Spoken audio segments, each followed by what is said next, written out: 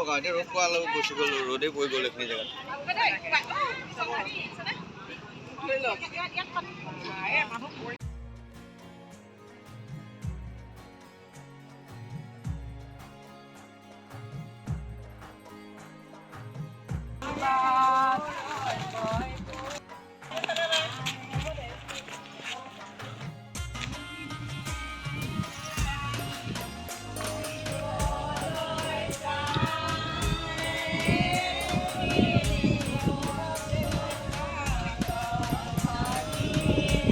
চিনেৰিটো বহুত ধুনীয়া লাগিছে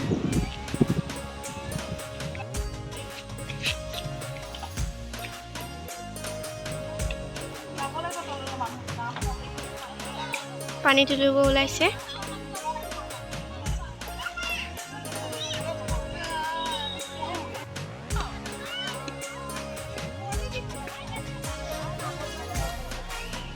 নদী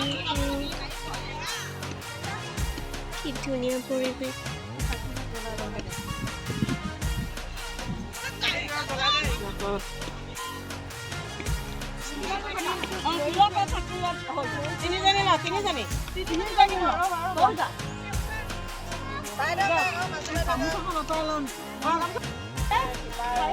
মোবাইলটো ওলাই আছে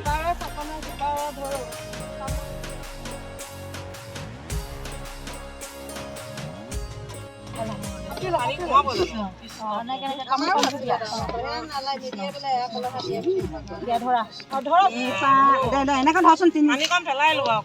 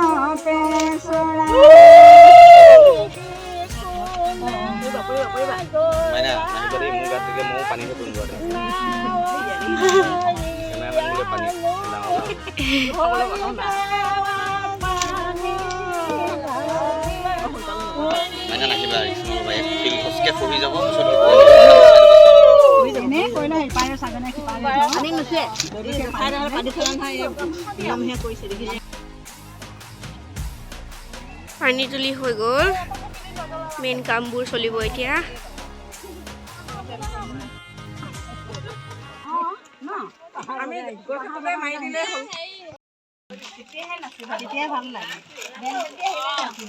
ধুলীয়া পাৰ্টি আনিব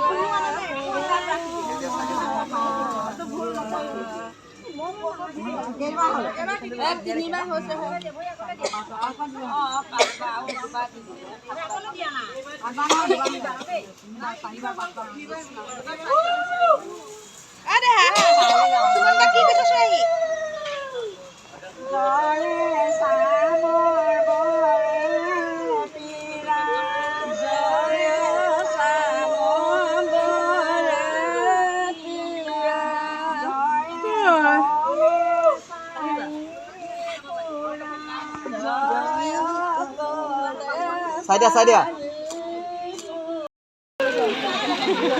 আৰু এটা ধৰিলে তেতিয়া খা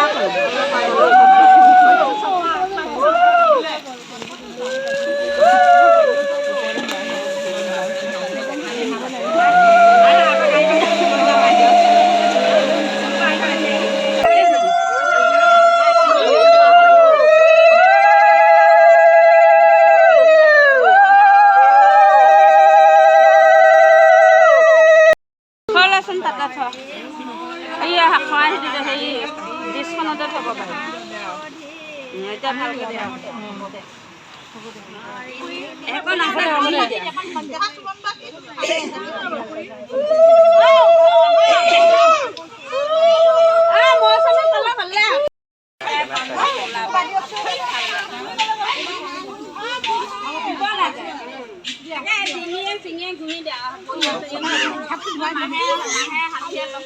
চাই দিবা হা হালধি লগাই পেলাই ৰখি পেলাই এফালে চাই দিয়া দিয়া চাই দিয়া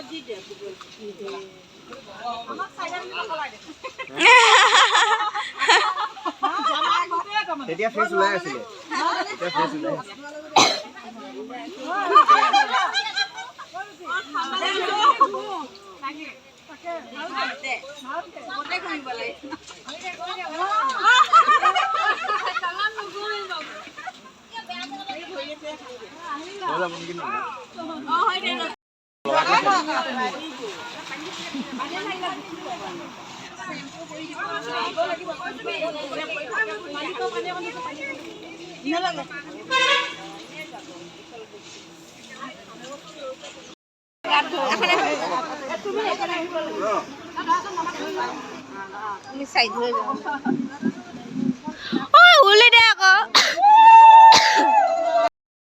মেকআপ কৰিছে ৰেডি হৈছে আৰু লাহে লাহে চবফালে ব্যস্ত এফালে এগৰাকী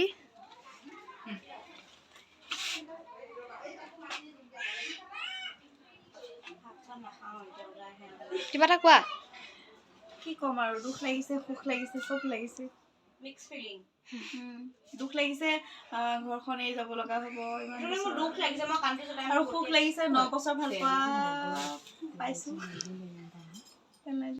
ওলাই কৰি ৰেডি আপুনি যখন তুমি যখন পিছলৈ যাও মই সেলফি লৈ থাকো না সেলফি তে লম বাস 5 মিনিটৰ ডিনাৰ প্লানছ পিছে সকালৰ ভাতটো নিয়ে দিব বা বাস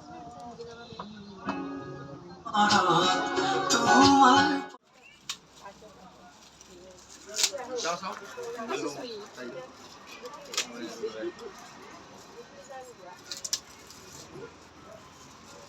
wow thank you Salina Jani okay আজি মোৰ বিয়াৰ ফটোগ্ৰাফাৰ বিমান হাজৰিকা আমি হাজৰিকা বংশধৰ ন হাজৰিকা দেই হাজৰিকা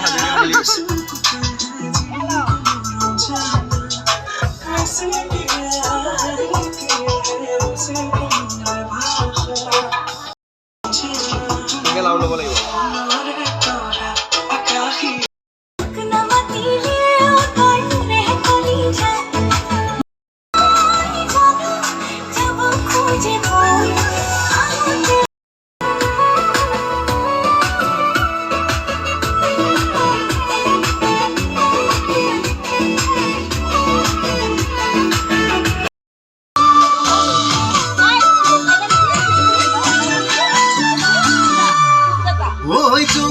যদি কথাৰ হয় ভুই ৰূপ কোনে ভুই আজি বিয়া মোৰ ভাল লাগিছে কিয় দুখ লাগিছে খুব গালি দেখাচোন থাকিলে এতিয়া কেনে আছুৰে কুখৰে কুখৰে আছুৰে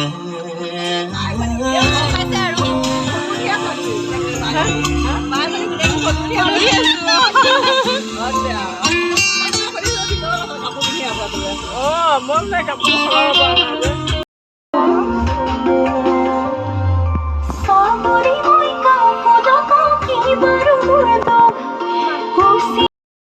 যাব গৈ বহুত দুখ লাগিছে ভালে থাকিবি দেই বাচন চাচন ধুনীয়াকৈ ধুবি দেই ধুম দে ভালে থাকিবি, ধুনীয়াকৈ থাকিবি। কিবা অসুবিধা হ'ব আমাক ফোন মাৰিবি, আমাৰ দুটা বজাত এটাক ফোন মাৰিলে হ'ব। অবিনাশ দাক তেতিয়াই উঠাই লৈছে। তই চিন্তা নকৰিবি, আমিবোৰ আছোঁ, সদায় থাকিম। মাত্ৰ শাহুৱেকৰ লগত অকণমান ভালকৈ থাকিবি দেই। একদম বাচন বাথৰুম ক্লিয়াৰকৈ ধুবি, ভাত বনাই দিবি। মাৰ পৰা যে একো ধৰণৰ অসুবিধা আমি নাপাওঁ।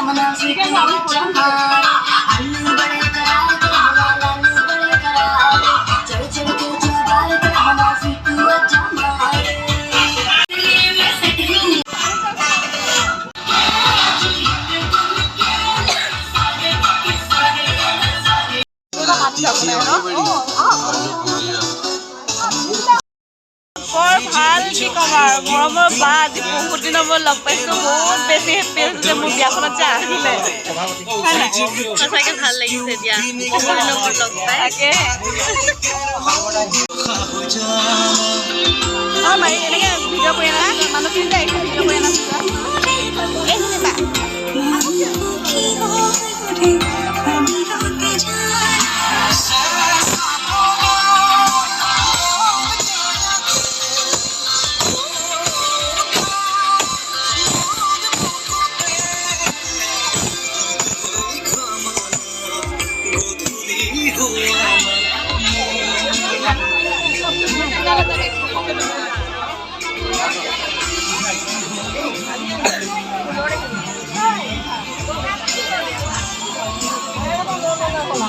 নাই নহয়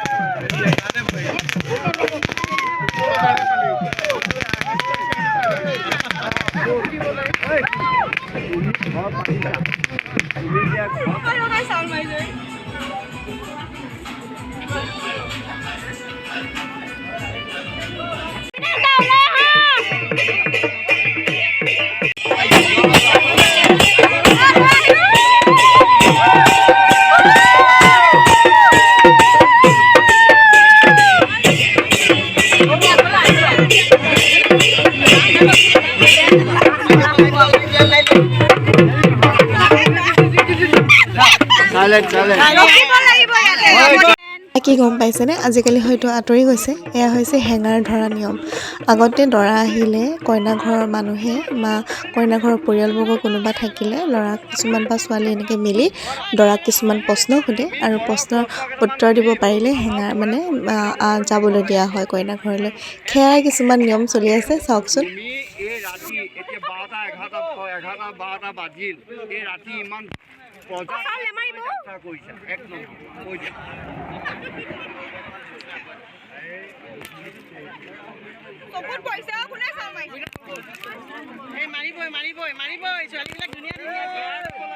আমাৰ ছোৱালীয়ে ধুনীয়া নেমাই কি কৰিব ছোৱালীয়ে ধুনীয়া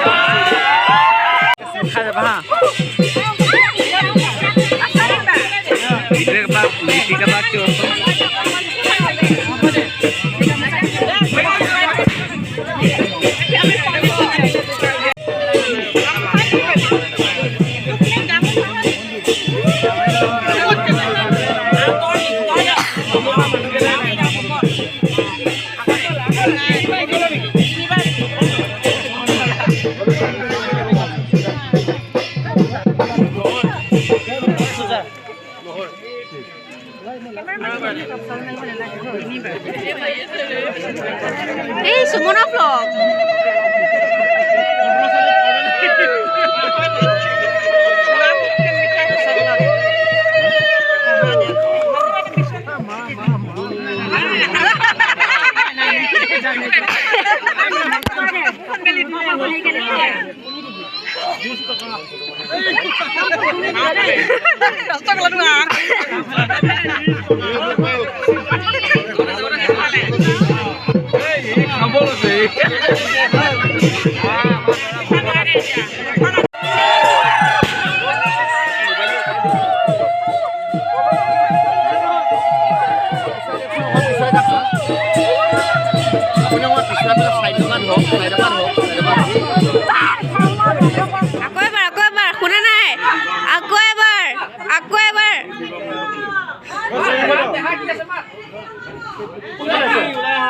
নাই শুনাই পোৱা নাই নহ'ব পোৱালিজি এনেকে নহ'ব পোৱালিজি মাতা